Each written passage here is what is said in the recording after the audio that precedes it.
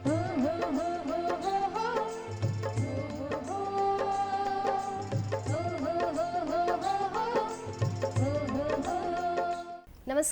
एक भारत श्रेष्ठ भारत इस कार्यक्रम में आप सभी दर्शकों का स्वागत है। और जैसा कि आप जानते हैं कि इस कार्यक्रम में हम बात करते हैं गुजरात और छत्तीसगढ़ इन दोनों ही प्रांतों की। इन दोनों ही प्रांतों की विशेषताओं के बारे में भी हम बात करते हैं। तो चलिए आज हम आपको बताएं कि इन दोनों ही राज्यों में खान पान में क्या समानता है, क्या विशेषता है। बतौर विशेषज्ञ हमने स्टूडियो में आमंत्रित किया है खुशबू सांगसुरतान जी को। खुशबू जी, मैं आपका स्टूडियो में स्वागत करती हूँ और कार्यक्रम को आगे बढ़ाते हुए खुशबू जी से सीधा वार्तालाप शुरू करते हैं। खुशबू जी, सबसे पहले तो मैं आपसे ये जानना चाहती हूँ कि गुजराती खान पान की विशेषता क्या होती है। देखिए, सभी प्रांतों में अपने अपने क्षेत्र में अलग अलग तरीके से खान पान सबका रहता है, लेकिन जो गुजरात है वहाँ की खान पान जो है कुछ अलग है। और वहाँ पे जो खाना है, वहाँ की खान पान काफ़ी सरल और आसानी से बनाया जा सकता है। वहाँ के खान पान है वो शाकाहारी होते हैं, लेकिन गुजरात की जो खान पान में है एक विशिष्टता मैंने देखा कि वहाँ पे जो खाने में एक अलग ही मिठास होता है। और वो जो मिठास जो है खाने में गुड़ या शक्कर इसकी जो टेस्ट आती है वो बहुत ही अच्छा लगता है, कुछ हटके रहता है। जो उनकी जो स्वाद है वो ये वहाँ की एक अलग खासियत है। वहाँ के खानों में जो थाली है उनमें हम इन चीज़ों को देख सकते हैं और इनसे हम पहचान सकते हैं कि ये गुजरात की खान है। बिल्कुल। गुजरात और छत्तीसगढ़ इन दोनों ही प्रांतों में आपको लगता है कि कोई समानता है यहाँ के व्यंजनों में, यहाँ के तमाम खान पान में? हाँ, ऐसा देखा जाए तो बहुत सारी चीज़ें हैं जो अब आपस में पास में लगे हुए हैं, तो बहुत सारी समानताएं, क्योंकि हम सब एक दूसरे जगह में आना जाना सबका लग रहा था। तो हम यहाँ की संस्कृतियाँ, वहाँ से जो लोग आते हैं वो सीखते हैं, और हमारे यहाँ के लोग जो वहाँ जाते हैं वहाँ की चीज़ों को सीख के आते हैं। ऐसा है तो हम देखते हैं कि कॉमनली वहाँ की जो खान पान है उसमें बेसन का उपयोग ज़्यादा किया जाता है, बेसन से ज़्यादा चीज़ों को बनाया जाता है।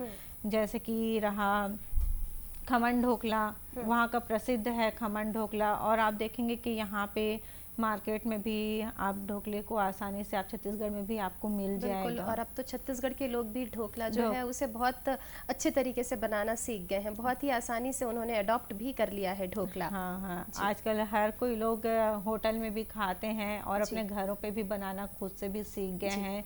और ढोकला काफ़ी इजी और घर में जो आसानी से बनाया जाने वाला एक स्नैक्स है वो, जिसको और सेहत के लिए भी वो भी फ़ायदेमंद है। और इनकी खाने में एक प्रकार से देखा जाए तो दाल ढोकली है, तो दाल ढोकली भी क्या, दाल में जो फ्राई किया जाता है और उसमें जो है अन्य प्रकार की जो पल्सेस हैं उन चीज़ों को मिला के बनाया जाता है उसमें, तो वो उसमें बेसन का भी मात्रा रहता है, वो भी काफ़ी टेस्टी रहता है, चटपटा एक वो भी है। और देखा जाए तो ठेपला जो है वो गेहूं और बेसन से बनाया जाता है, वो भी काफ़ी सेहत के लिए अच्छा होता है। और वहाँ पे जलेबी फाफड़ा है, जलेबी फाफड़ा भी काफ़ी प्रसिद्ध है वहाँ पे। यदि बोल रहे तो गुजरात जाएं और वहाँ का जलेबी फाफड़ा ना खाएं तो हमने वहाँ पे कुछ नहीं खाया कहा जाता है वास्तव में। और जो जलेबी फाफड़ा का स्वाद है, फाफड़ा जो है बेसन से जो बनाया जाता है उसमें जो चटपटी जो चीज़ें होती है उसको एक कढ़ी और मिर्च की चटनी के साथ में उसका टेस्ट लिया जाता है उसका। और अगर हम छत्तीसगढ़ की बात करते हैं तो छत्तीसगढ़ में भी क्या बेसन के व्यंजन बनते हैं? इसके बारे में मैं चाहूँगी कि आप कुछ बताएं। हाँ, छत्तीसगढ़ के भी जो व्यंजन है उसमें भी बनाया जाता है। जैसे कि तीज का त्यौहार है उसमें छत्तीसगढ़ में ठेठरी बनाया जाता है, जो लंबे लंबे गोल गोल रहते हैं, उसको हाथों से बनाया जाता है। जैसे कि हम किसी चीज़ को बनाने के लिए सांचे का आधार लेते हैं तो उसको हाथों से ही करके उस चीज़ों को बनाया जाता है। और ये एक विशेष त्यौहार में ही बनाया जाता है, बेसन से जो बनते हैं और हमारे लिए भी ये फ़ायदेमंद है। और बेसन के तो आपने बहुत से लजीज व्यंजनों के नाम गिना दिए। ढोकला है, खमन ढोकला है, ठेठरी की भी बात आपने कर दी। मैं आपसे जानना चाहती हूँ कि बेसन में ऐसे बेसन आखिर ऐसा क्या है बेसन में जो लोगों को पौष्टिकता देता है या लोगों के लिए वो सेहतमंद है? बेसन जो है हमारे शरीर के लिए बहुत ही फायदेमंद है। बेसन जो है चने के दाल जो रहता है उसको पीस के बनाया जाता है और वो जो है हमारे स्वास्थ्य के लिए बहुत ही लाभदायक है। उसका जो जैसे दिल की बीमारी वाले जो पेशेंट रहते हैं उनके लिए ये बहुत ही फायदेमंद है। जिनके शरीर में यदि खून की कमी है तो उन खून की कमियों को पूरा करने में भी ये बेसन जो है मदद करता है।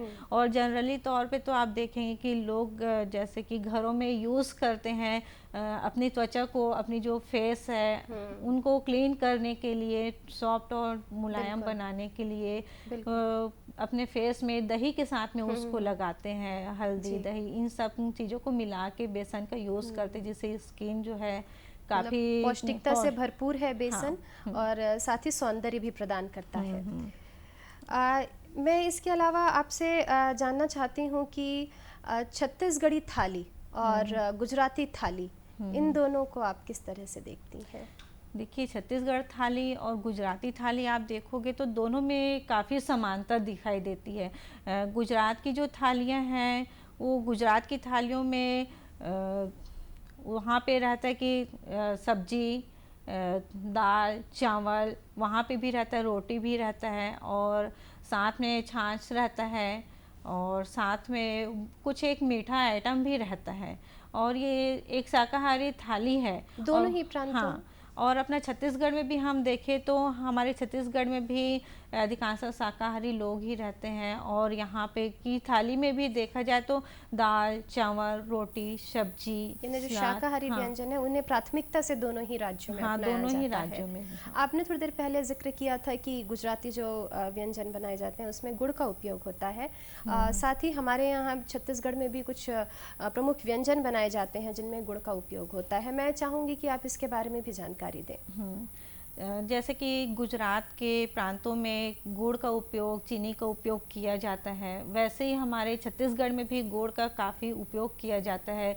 गुड़ का उपयोग जो है जैसे कि हम उसको अभी के गुड़ का जैसे हम देखा जाए तो देहरौरी जैसे बनता है, छत्तीसगढ़ी डिश है देहरौरी है, उसमें गुड़ और चावल का जो आटा है उसका यूज़ किया जाता है। दरदरा जो चावल रहता है उसका यूज़ किया जाता है और उसको एक प्रकार से हम अपने बोलचाल की भाषा में बोल सकते हैं कि वो एक प्रकार से रसगुल्ले की तरह हमारे लिए होता है। वो उसको भी गुड़ की चाशनी में डुबोया जाता है। अच्छा। जैसे कि अभी मकर संक्रांति का समय रहता है तो मकर संक्रांति में भी तिल की लड्डू जो बनाया जाता है उसमें भी गुड़ को डाला जाता है ना।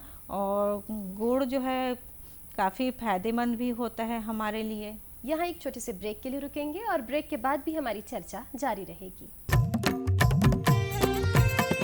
लोक संगीत देखत रहो दूरदर्शन छत्तीसगढ़ में। जिंदगी में उमंग भरे लोकगीत नृत्य के धुन, लोकगीत नृत्य देखे मन ला मिले बड़ा सुकून। मांदर नृत्य मन लागो जब भाते हैं, ददरिया गीत प्रेम रस बरसाते हैं। सरगुजिया कर्मा के उड़ते हवैसो, सुवा डंडा राउत नाचा मन मोहे तोर। लोक संगीत देखत रहो दूरदर्शन छत्तीसगढ़ में। भाग गीत सोहर मड़ई भड़ौनी के धुन, भरथरी के गाथा ला मन लगा के सुन। छत्तीसगढ़ के गुरतुर भाखा मन ला मोहत है, गांव शहर के कलाकार बाजार ऊंजी संजोवत है। छत्तीसगढ़ के लोक विधा के चर्चा गली खोर, दूरदर्शन छत्तीसगढ़ छागे चाहूं और। लोक संगीत देखत रहो दूरदर्शन छत्तीसगढ़ में। लोक संगीत देखत रहो दूरदर्शन छत्तीसगढ़ में।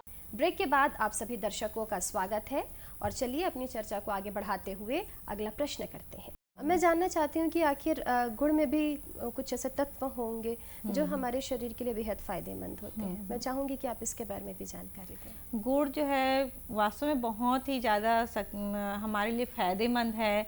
गुड़ का जैसे हम सेवन करते हैं तो गुड़ हमारे शरीर में गर्माहट लाती है। ये सर्दी के मौसम में अधिकांशतः हमारे उपयोग में आता है। हम चाय में उनको डाल के हम यूज़ करते हैं, जैसे कि हमको ठंडी लग रही है, ज़्यादा ठंड का समय है तो हम इसका सेवन करते हैं। सर्दी लगने पे भी हम गुड़ का सेवन कर सकते हैं। और आप छत्तीसगढ़ में आप देखेंगे कि जैसे कि महिलाएं हैं, जिन महिलाओं की जैसे डिलीवरी होती है तो उनको भी तिल का, जैसे लड्डू मैंने बताया कि गुड़ की चाशनी से बनाया जाता है, उनका सेवन किए उनको कराया जाता है।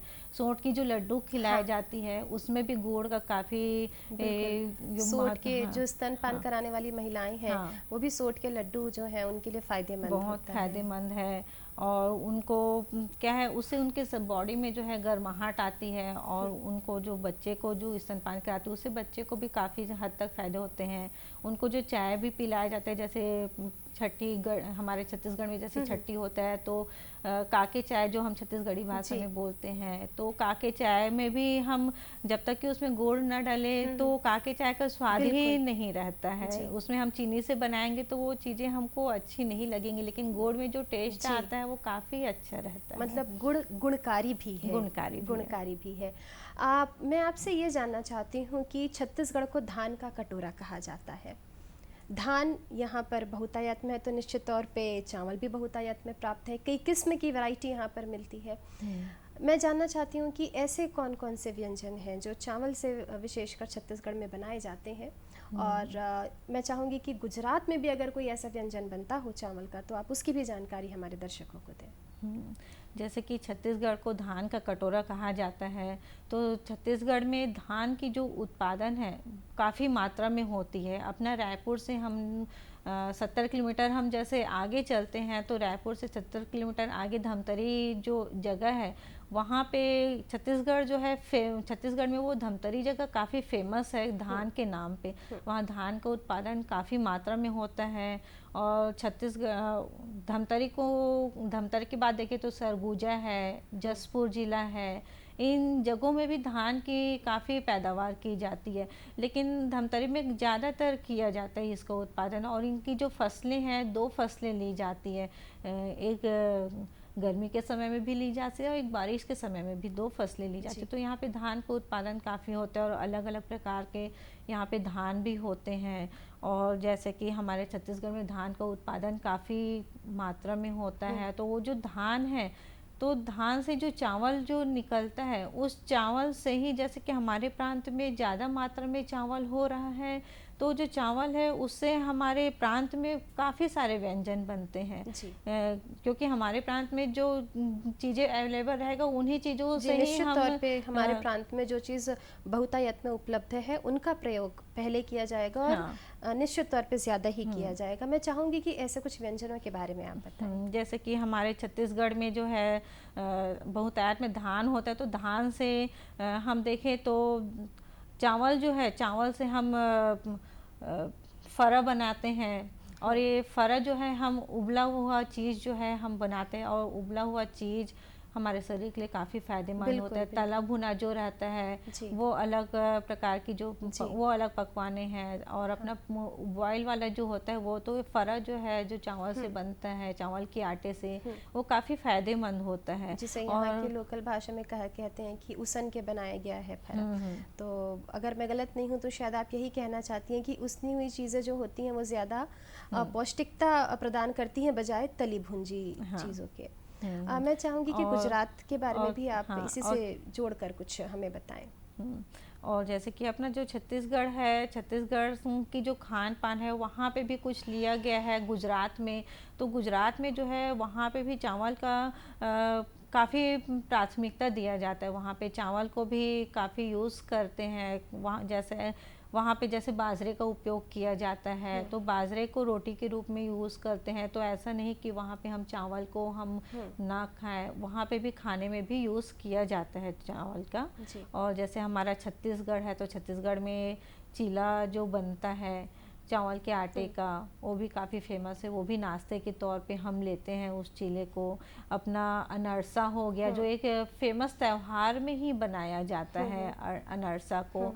ये भी चावल का जो आटा, चावल जो रहता है दरदरा चावल, उसमें जो गुड़ की चाशनी मिलाते हैं और वो जो गुड़ की चाशनी के साथ में हम उस अनरसा को बनाते हैं। इसको जैसे दिवाली है, होली का त्यौहार है, इस टाइप की जो त्योहारें जो पड़ती है उसमें उसका उपयोग किया जाता है। बिल्कुल।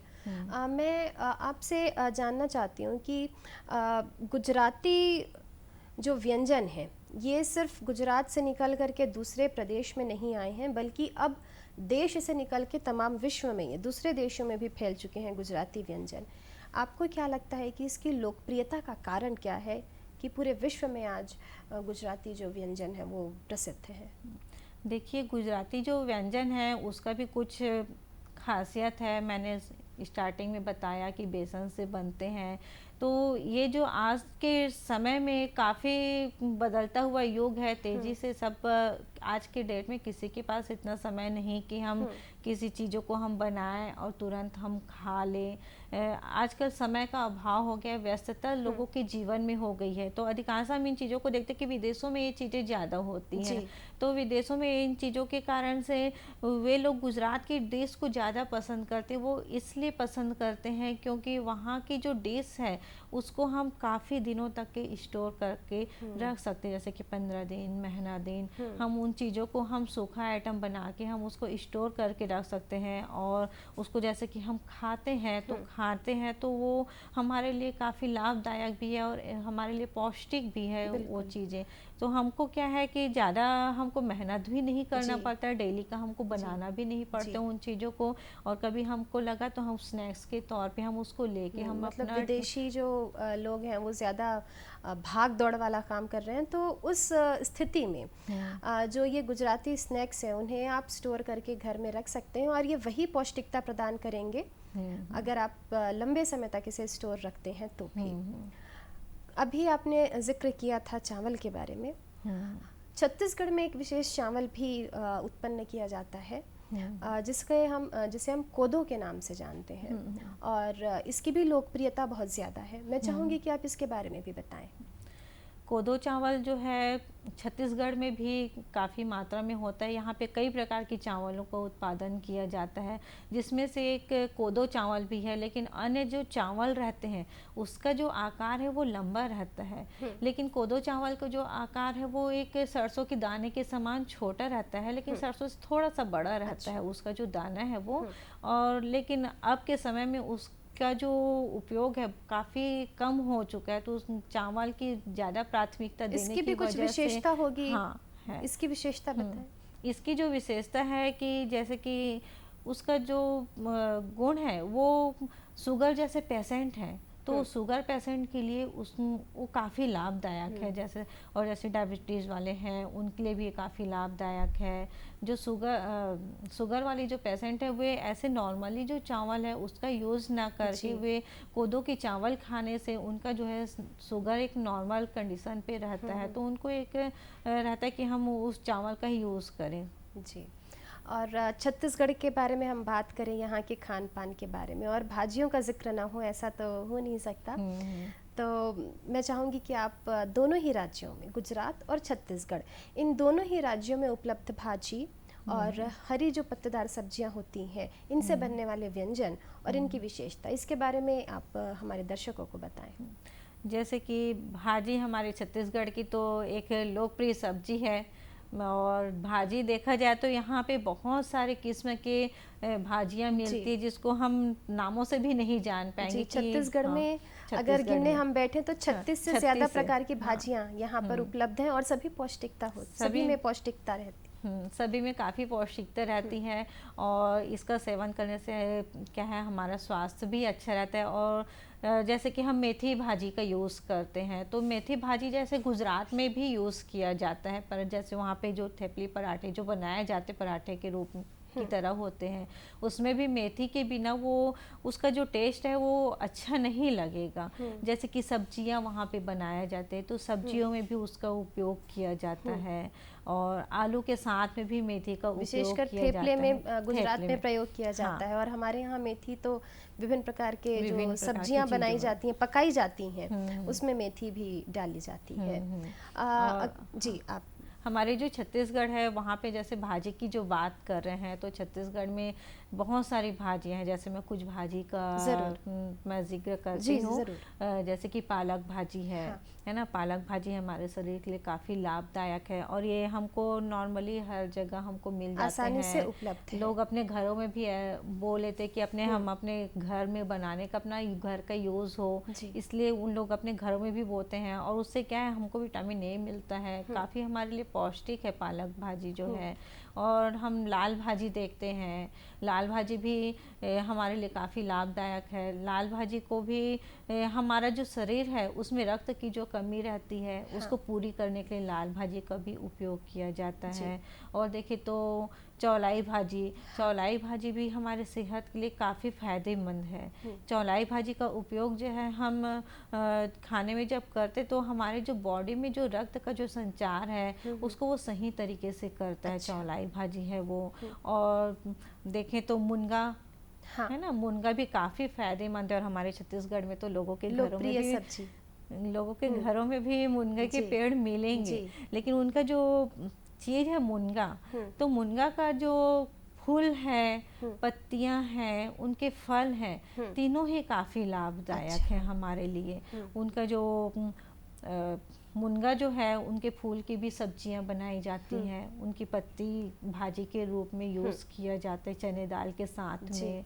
और मुनगा को भी हम सब्जी के तौर पे हम उसको खाते हैं। वो हमारे लिए काफ़ी लाभदायक है हमारे डायबिटीज़ के लिए। जैसे हमारे बॉडी में रक्त जो है उसको मात्रा सही रखने के लिए, और है कि जैसे कि हार्ट पेशेंट हैं उनके लिए भी ये काफ़ी लाभदायक है मुनगा। और मुनगा जैसे गुड़ हमारे लिए, हमारे बॉडी में जैसे गर्माहट करता है, वैसे ही मुनगा जो है वो भी हमारे बॉडी में गर्माहट लाती है।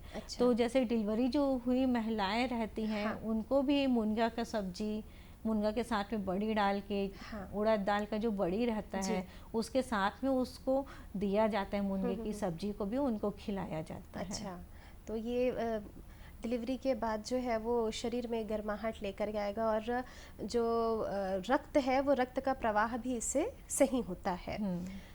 सब्जियों की बात निकली है तो गुजरात में एक सब्जी है ऊंधियो, मैं चाहूँगी कि इसके बारे में भी आप बताएं। हाँ, ऊंधिया सब्जी भी गुजरात में काफ़ी मात्रा में मिलता है। वो वहाँ की एक फेमस सब्जी है ऊंधिया भी। और ऊंधिया जो है एक प्रकार की सब्जी है। और वो सब्जी अन्य जैसे सब्जियां होती है, जैसे हम अपने छत्तीसगढ़ में हम जैसे 2-3 प्रकार की सब्जियां मिला के बनाते हैं, वैसा वहाँ पे गुजरात में ऊंधिया जो होती है उसको अन्य सब्जियों के साथ में मिला के बनाया जाता है। और ये जो सब्जी होता है ऊंधिया हमारे लिए काफ़ी फायदेमंद भी होता है, इसलिए वहाँ पे उसका उपयोग किया जाता है ऊंधियों का। अच्छा, ऊंधियो मतलब एक तक कहा जा सकता है कि एक मिक्स वेजिटेबल गुजरात का मिक्स वेजिटेबल होता है। शाकाहारी थाली के बारे में अभी कुछ देर पहले आपने बताया था। शाकाहारी थाली हमारे दोनों ही प्रांतों में लोकप्रियता से खाई जाती है। मैं जानना चाहती हूँ कि इससे भी कुछ फ़ायदा होता है? हाँ, शाकाहारी क्या है, भोजन जो है दोनों तरफ के प्रांतों में खाया जाता है। छत्तीसगढ़ की भी थाली को देख लो तो एक तरफ हम गुजरात की थाली को भी रखते हैं, तो दोनों तरफ की थालियों में शाकाहारी चीज़ें ही मिली हुई होती है। और अब का जो समय है, काफ़ी जो खान पान है वो काफ़ी बदल चुका है। और बदलने की वजह से जो चीज़ें हैं आज के डेट की जो खान पान है, जैसे नूडल्स है खाते हैं, मैगी, चाउमीन, ये सब चीज़ें जो मार्केट में जो इधर उधर की जो चीज़ें बिकती हैं, उन सब चीज़ों का जैसे हम सेवन कर रहे हैं तो वो हमारे लिए उतना फ़ायदेमंद नहीं है, लेकिन वो हमारे बॉडी को नुकसान पहुंचाती है। लेकिन जैसे शाकाहारी भोजन जैसे हम कर रहे हैं तो वो शाकाहारी भोजन से हमारे शरीर को काफ़ी लाभदायक मिलता है। चित्त हमारा शांत रहेगा शाकाहारी भोजन से। उसमें क्या है, मिर्च मसाला जो है नहीं रहता है, बिल्कुल एकदम सादा सिंपल रहता है। तो इससे क्या हमारा जी आपको रोकना चाहूँगी, समय की कमी है। अंत में आपसे ये जानना चाहती हूँ कि छत्तीसगढ़ी जो लोग होते हैं वो दही की सब्जी भी बनाते हैं, खट्टी सब्जी बनाते हैं, और गुजरात प्रांत में दही का छाछ भी मिलता है। मैं जानना चाहती हूँ कि इन दोनों को आप किस तरीके से देखते हैं? दही जैसे है तो दही का उपयोग गुजरात में छाछ के रूप में किया जाता है। और ये खाने में मैंने स्टार्टिंग में बताया था कि थाली में दाल, चावल, रोटी, सब्जी, एक मीठा रहता ही है, उसके साथ छाछ भी रहता है। तो ये जो छाछ है वो जो है हम जो भोजन करते हैं उसको पचाने में काफ़ी लाभदायक होता है। और हमारे गर्मी के शरीर मौसम के में लिए भी बहुत ज़्यादा हाँ, ठंडक प्रदान करता है दही। हाँ, और हमारा जो छत्तीसगढ़ है उसमें भी हम उसका यूज़ करते हैं दही का यूज़ हम छत्तीसगढ़ में बहुत तरीक़ों से करते हैं, जैसे कि हम कढ़ी बना लेते हैं। और कढ़ियाँ भी जो है जैसे अरबी का जो पत्ता होता है और अरबी की जो पत्ते होते हैं अरबी की पत्तियाँ जैसे गुइया कहते हैं, कोचई कहते हैं, उसकी भी सब्जी हम बनाते हैं। तो चलिए बेसन में लपेट के माफ बनाया करिएगा, जाता है। समय की कमी के कारण आपको यहाँ रोक रही हूँ। अगली बार फिर से हम आपसे चर्चा करेंगे, लेकिन अभी आपने अपना समय दिया इसके लिए आपका बहुत बहुत धन्यवाद। दर्शकों, हम उम्मीद करते हैं कि आपको हमारा आज का कार्यक्रम पसंद आया होगा। अगली बार हम आपसे फिर मुलाकात करेंगे, तब तक हमारी पूरी टीम को दीजिए इजाज़त। नमस्कार।